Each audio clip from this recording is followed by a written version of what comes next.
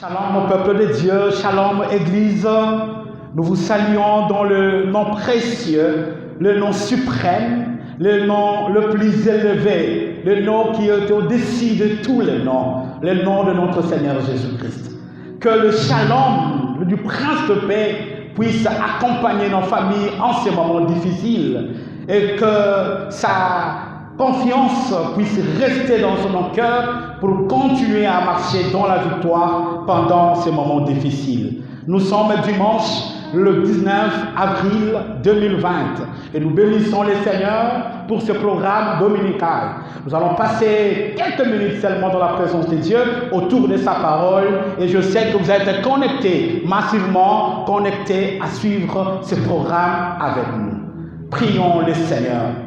Grand Dieu de l'univers, au nom de notre Seigneur Jésus-Christ, nous venons ce matin au bas de la croix, élever ton nom et nous humilier pour toutes nos fautes. Seigneur, merci pour ces moments. Nous sommes redevables à ton amour, à ta grâce.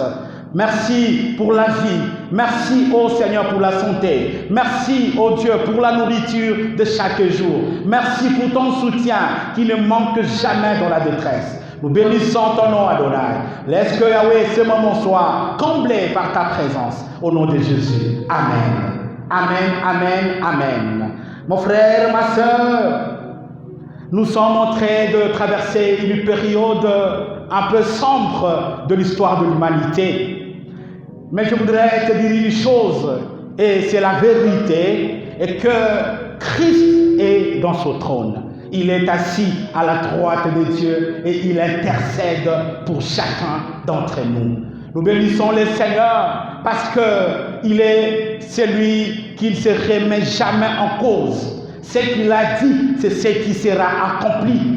Mon frère, ma soeur, nous sommes porteurs d'une sémence du salut. Nous sommes porteurs des promesses de Dieu dans notre vie. Et aussi longtemps que nous n'avons pas encore touché à toutes ces promesses, eh bien, le coronavirus, la mort ne peuvent rien contre nous. Je suis convaincu que le coronavirus n'a aucun pouvoir de bouleverser ou de perturber les programmes que Dieu a d'avance prédestinés dans notre vie. Et nous allons en sortir vainqueurs au nom puissant, au nom suprême de notre Seigneur Jésus-Christ.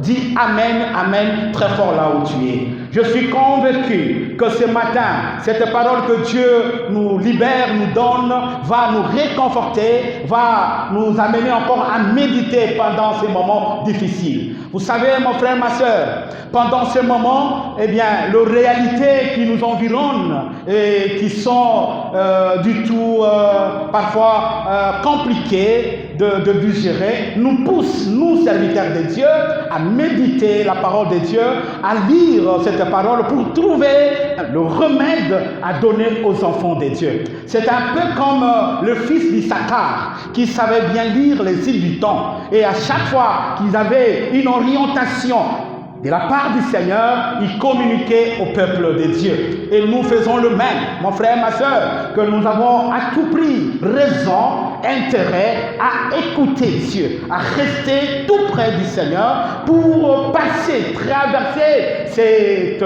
cette mer troublée par la tempête. Et j'en suis sûr que Dieu qui nous a dit, allons de l'autre côté, va nous accompagner jusqu'à la fin. Disons Amen, Amen très fort. Ce matin, mon frère, ma soeur, je vais parler d'un thème que Dieu m'a donné pendant la nuit, la nécessité du brisement de l'humanité aujourd'hui. La nécessité du brisement de l'humanité aujourd'hui. Lorsque nous parlons du brisement, mon frère, ma soeur, sachez que c'est un message qui accompagne le christianisme.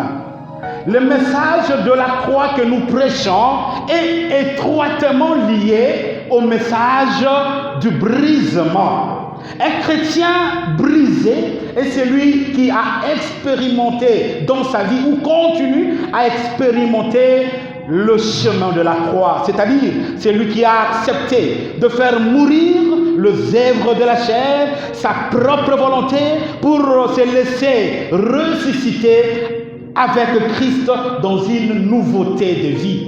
Mon frère, ma soeur, écoutez, nous avons intérêt à traverser parfois le moment de brisement. Le moment de brisement est souvent accompagné par l'épreuve, par la souffrance. Et toutes ces épreuves, toutes ces souffrances, eh bien, sont variées.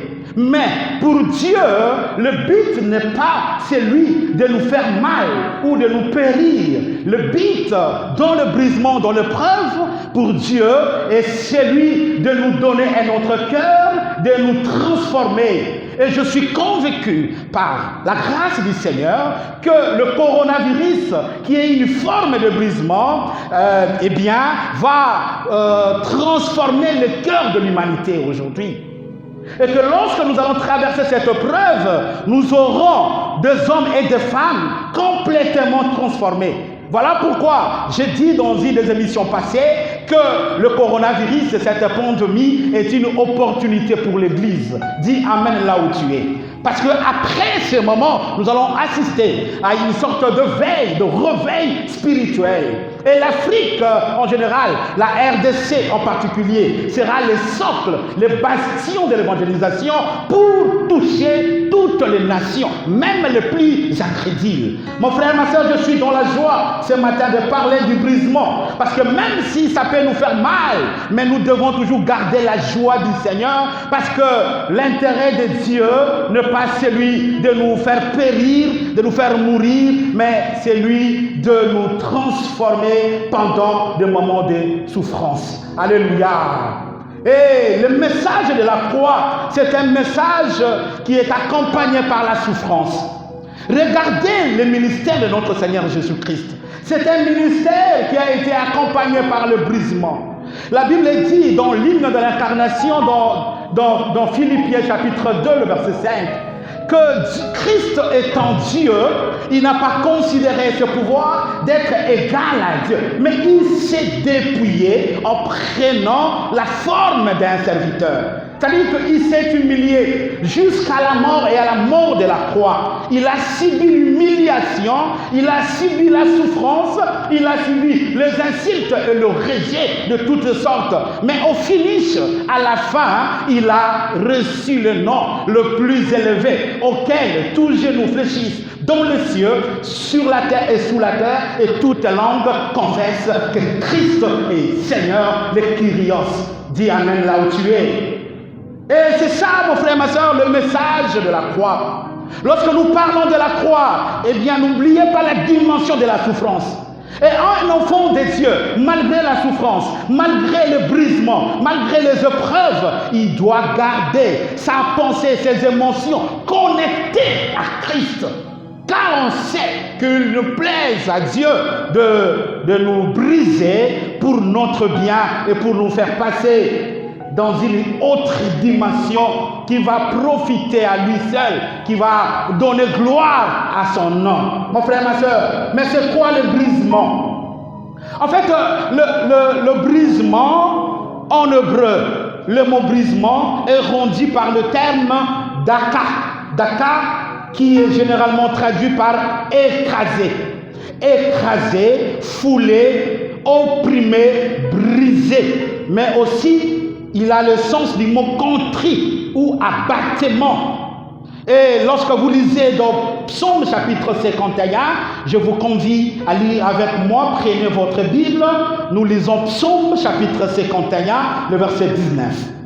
Les sacrifices qui sont agréables à Dieu, c'est un esprit brisé.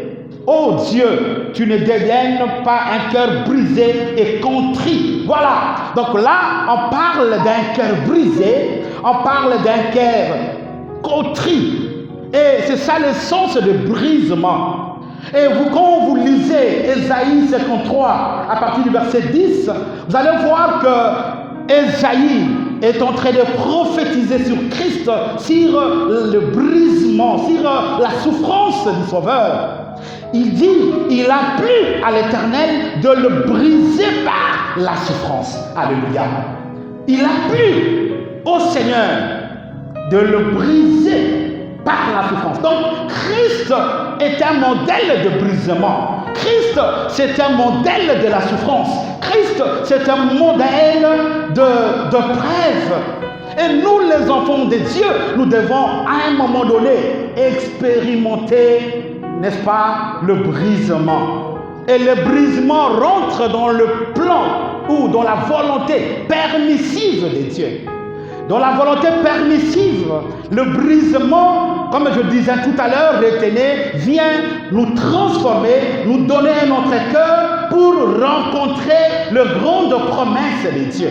Et dans la volonté souveraine, Dieu a planifié de bonnes choses pour nous. Et ce n'est pas le problème, les difficultés qui peuvent déranger cela, parce que cela a été déjà marqué par le sceau du Saint-Esprit et cela nous a donné une destinée prophétique dont aucune personne, aucune circonstance ne peut nous en dérouter.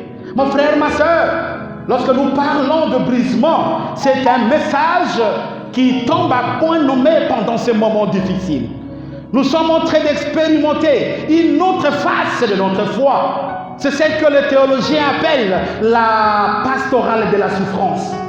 Nous sommes en train d'expérimenter une face sombre de notre vie chrétienne, où nous voyons que le monde est fermé aujourd'hui. Tous les systèmes du monde sont en berne. Le drapeau qui symbolise la souveraineté des États, tous ces drapeaux sont en berne. Mais une bonne nouvelle pour nous ce matin est que Christ est vivant et sa croix reste debout pour nous justifier face à tous ces problèmes. Dis Amen là où tu es. Je suis presque à la fin de mon exhortation. Mais pourquoi Dieu permet-il le brisement? Pourquoi un Dieu d'amour, un Dieu rempli de compassion peut permettre qu'à un moment donné, que nous puissions expérimenter ou vivre de difficultés ou le brisement dans notre vie? Mon frère, il y a plusieurs raisons. Je pouvais bien prendre 2 jours et 2 jours pour expliquer ces choses. Mais pour aujourd'hui, je voudrais vous donner peut-être 4 à 5 raisons pour lesquelles Dieu bon, il permet qu'à un moment donné, comme son Fils Jésus-Christ, que nous puissions traverser aussi l'ombre de vallée de la mort. Le premier but pour lequel Dieu permet le brisement, c'est que Dieu, dans le brisement, il nous enseigne sa sagesse et il nous donne la nature de Dieu. Alléluia. Dans le brisement, Dieu nous enseigne sa sagesse et même il nous communique la nature de son Fils. Et pendant des moments comme ça, mon frère, ma soeur, où parfois le corps est malade, peut-être qu'il n'y a plus la paix en toi, peut-être que tu es en train de pleurer. N'oubliez pas que ces moments sont propices. Ce moment constitue une opportunité pour Dieu afin de te donner une nouvelle nature. Et vous allez voir que pendant ce moment, il y aura en toi le fruit de l'esprit dont parle Galates chapitre 5, le verset 22. C'est pendant ce moment que Dieu nous parle mieux.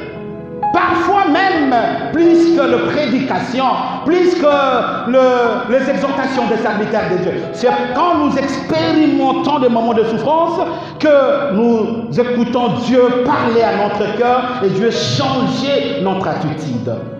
Gloire au Seigneur. Deuxième chose, c'est que le but de Dieu, en poursuivant le brisement, c'est de nous dépouiller de la coquille, de l'orgueil, de la race humaine. Vous savez, mon frère, ma soeur, l'homme dans sa nature, il est né orgueilleux. L'homme a le sens de ce que les théologiens appellent le narcissisme, le moi. Et à tout prix, il aime écraser la liberté de l'autre. L'homme est orgueilleux. Mais pendant la souffrance, Dieu nous montre notre fragilité. Il expose notre finitude. Dieu met devant nous notre barrière. En face de nous, nos limites. C'est ce que nous sommes en train de voir aujourd'hui, mon frère, ma soeur. Pendant la souffrance aujourd'hui du coronavirus, vous allez voir que même les grands et petits, les riches et les pauvres, tous, nous sommes devant notre fragilité. Nous sommes devant notre mort et nous sommes dépouillés de notre orgueil, de notre apparence. Il y a des voitures qui sont parquées, mon frère, ma soeur, dans de parking. Il y a, je ne sais, des avions qui sont cloués, des voyages qui ont été reportés, excusez-moi. Il y a des choses qui sont maintenant en pause ces derniers temps. Mais tout ça, Dieu voudrait dépouiller l'homme et dépouiller le cœur de l'homme de l'orgueil. Mon frère, ma soeur, l'orgueil précède à la mort, précède à la chute. Mais l'humilité prépare l'homme à la gloire. Waouh, gloire à Dieu. La troisième des choses que Dieu nous enseigne par rapport au brisement, c'est que le Seigneur, par le brisement, il soumet l'humanité ou il nous soumet à l'obéissance de Dieu. Il nous soumet à l'obéissance de Dieu. Vous savez que dans ce monde, il y a des gens incrédules. Il y a des gens qui ont rejeté la foi toute leur vie. Il y a des gens qui marchent en ennemis de la croix, comme dit l'apôtre Paul. Il y a des gens qui sont désobéissants à la parole du Seigneur. L'homme a livré son cœur dans l'infamie de toutes choses, sortes du péché. Et il y a l'incrédulité qui est développée à un niveau très élevé dans le cœur de l'homme. Et à travers la souffrance, Dieu impose, oblige à l'homme l'obéissance. Mon frère, ma soeur, nous voyons aujourd'hui, même ceux qui étaient incrédules, ils commencent à demander la prière ou à se soumettre à la volonté de Dieu. Nous n'avons pas assez de temps. Quatrième chose, avant-dernière pour terminer, c'est que le but de Dieu aussi par rapport au brisement que nous traversons dans notre vie, c'est pour nous rappeler ou nous convier à la repentance. La repentance. Et le mot exprimé par la repentance dans le grec du Nouveau Testament, c'est métanoïa. Et métanoïa, c'est le changement de mentalité, le changement d'attitude. Donc, lorsque Dieu permet que nous puissions passer à l'épreuve, son but, c'est que nous puissions expérimenter la vie de repentance, une nouvelle vie. Écoutez ce que la Bible dit dans Romains chapitre 12, le verset 2. Ne vous conformez pas au siècle présent, mais soyez transformés par le renouvellement de l'intelligence afin que vous discerniez quelle est la volonté de Dieu, ce qui est bon, agréable et parfait. Donc, au travers de cette pandémie, nous avons la possibilité maintenant d'exercer notre mentalité, notre intelligence à observer, à discerner la volonté de Dieu. À savoir ce qui est bien, ce qui est parfait et agréable pour Dieu. De nous séparer de tout ce qui peut compromettre à l'homme et à son salut et d'exercer notre mentalité à l'obéissance du Seigneur. La cinquième chose pour terminer, c'est que Dieu veut tout simplement par le brisement nous lancer un signal fort qui annonce la pluie de bénédiction de l'Éternel, non seulement pour l'humanité, mais pour chacun de nous. Mon frère, ma soeur, le brisement prépare aussi la pluie de bénédiction. N'oublions pas, je dis aux enfants de Dieu, ne soyons pas distraits. Pendant ce même moment, Dieu va visiter beaucoup d'entre nous. Il y a des prières qui ont été faites à Dieu et qui souffrent encore de son exaucement. Mais pendant ce moment, Dieu va nous exaucer. Dieu va nous répondre de beaucoup de choses. Ne perdons pas espoir, mon frère, ma soeur. Gardons l'espérance parce que le brisement annonce aussi la victoire. Car la Bible dit l'humilité précède la gloire. Mon frère, ma soeur, je suis à la fin de mon exhortation. Voyez que de cette manière-là que nous pouvons maintenant regarder la souffrance et le brisement comme étant aussi une sorte d'interpellation, une sorte d'espoir que Dieu veut faire. Mais moi, je suis vraiment impatient de voir ce que Dieu va réaliser le jour qui vient après cette pandémie. Mais ne nous laissons pas emporter par la souffrance.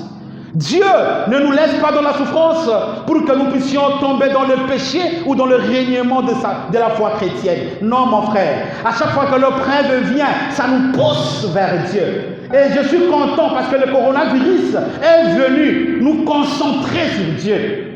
Le coronavirus est venu nous pousser à la repentance mondiale. Et nous sommes contents, nous disons waouh, gloire au Seigneur, car tout concourt au bien de ceux qui aiment Dieu. Dieu tire sa gloire où il veut, quand il veut, dans n'importe quelle circonstance de nos vies. Dieu, il reste Dieu et il tire sa gloire. Et ce matin, mon frère, ma soeur, reste confiant en Dieu. Ne berce pas dans la peur. Il est évident, comme j'ai dit autrefois, que les scientifiques ont donné leurs pronostics. Ils nous ont dit, le mois prochain, on doit s'attendre à un pic. Moi, je me dis, oui, qu'ils fassent leur travail. Mais le dernier mot revient à notre Dieu. C'est lui qui est le maître de toutes choses. C'est lui qui nous a créés. Il a un mot pour cette situation. Et nous, les serviteurs de Dieu, les enfants de Dieu, nous devons garder notre foi inébranlable, notre foi en Christ, car nous savons que notre victoire est proche et que Dieu va nous visiter. Mon frère, ma soeur, voilà, c'est quelques paroles que Dieu m'a mis à cœur pour que nous puissions partager avec toi sur les besoins, la nécessité du brisement. Traverse ce moment avec patience. Même si tu es malade, tu es désespéré, mon frère, non. Mets ta confiance en l'Éternel. Expérimente ces moments avec beaucoup de patience, mais surtout avec beaucoup de joie. Que les moments de confinement ne soient pas des moments de soucis ou de pleurs, non. Que ce soit des moments de louange, des moments d'adoration. Lorsque Paul et Silas étaient enfermés dans leur cellule de prison, la seule chose qu'ils faisaient, c'était de glorifier, de louer Dieu. Et jusqu'à ce que le miracle s'est accompli. Nous aussi, pendant ces moments de confinement, passons des moments de louange et d'adoration en famille et que Dieu va nous délivrer de cette situation. Que Dieu te bénisse, mon frère, ma soeur. Ferme juste les yeux là où tu es. Nous allons prier avec toi. Notre Père, nous voulons demander au nom de notre Seigneur Jésus-Christ de nous aider à traverser ces moments difficiles, ces moments de brisement, de le traverser avec confiance et que notre foi soit concentrée sur toi et que tes promesses, ô Dieu, puissent être le refrain de nos cœurs, le refrain de nos chants. Ô Seigneur, merci. Nous bénissons ton nom en ce dimanche. Bénis tous les enfants, toutes les familles qui nous suivaient en ce moment et que Yahweh, que cette parole puisse exhorter et encourager leur foi dans le nom de Jésus-Christ. Nous avons ainsi prié et nous disons Amen. Que Dieu te bénisse. Bye bye, bye bye. Gloire au Seigneur. Amen.